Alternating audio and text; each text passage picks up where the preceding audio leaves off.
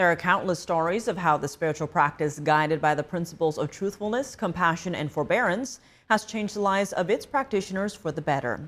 But while today is a day of celebration, Falun Dafa practitioners are also highlighting a brutal persecution still ongoing in China. Every year on this day, they're also bringing awareness to human rights abuses and advocating for the freedom of belief. Joining us now to discuss is Ben Maloney. He's the Director of Digital Outreach at the Falun Dafa Information Center. Ben, thank you so much for joining us. Good to see you again. Now, to many, today is a day of celebration, of hope that they've found through this practice, whether that's through getting over bad habits like addiction and anger issues, or even health benefits. Yeah, that's right. I think for tens of millions around the world, including in China, today is one of those days. As you mentioned, there's a brutal persecution, but today's more about just celebrating the practice of truthfulness, compassion, tolerance. And so today is more kind of a joyous for those of us who practice in the free world, and for those in China still practicing and upholding their belief, but under definitely different circumstances.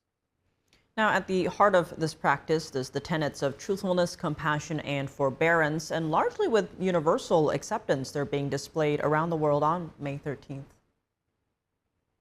Yeah, Falun Gong is practiced in over 110 countries around the world. So very universal. People from Togo, Africa, to Paris, and right here in New York. And so, even though it has kind of its roots in the ancient Chinese beliefs, the tenets of truthfulness, compassion, and tolerance are obviously universal and been accepted universally all around the world. And so, it's pretty beautiful to see that, to see some of the footage you showed of all the parades around the world, to see people across all backgrounds, cultures, socioeconomic, just come together for this simple practice that kind of improves their lives, and this freedom of belief and belief in something a bit bigger than ourselves, and just the want and desire to become better people through following the tenets of truthfulness, compassion, and tolerance.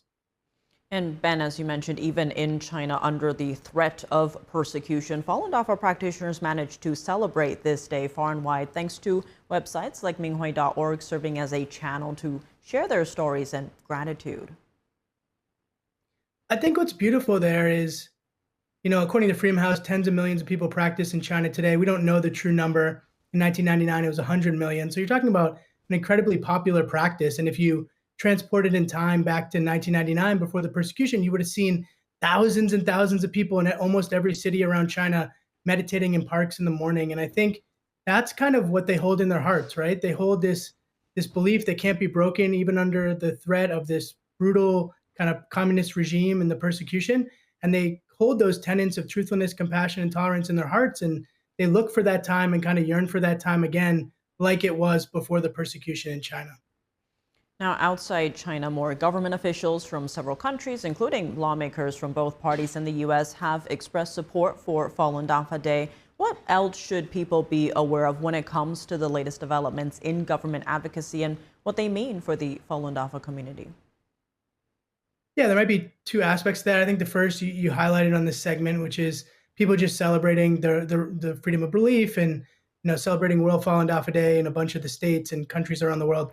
But separate than that, obviously, is this brutal persecution. Falun Gong being the largest group persecuted in China today by numbers, and there's there's a act, that the Falun Gong Protection Act, that just passed the U.S. House last week, and that act looks at sanctioning, more formally sanctioning organ harvesting, or officials responsible for organ harvesting, and doing different sanctions around that, specifically around Falun Gong. And so this is significant because although there have been other things passed around China in the past, this is very specific to Falun Gong. And since Falun Gong is the largest kind of minority spiritual group persecuted in China, it's quite important to do this. And so that's waiting for the Senate now, and we hope and kind of urge people to contact their senators, but hope that pushes through the Senate as well.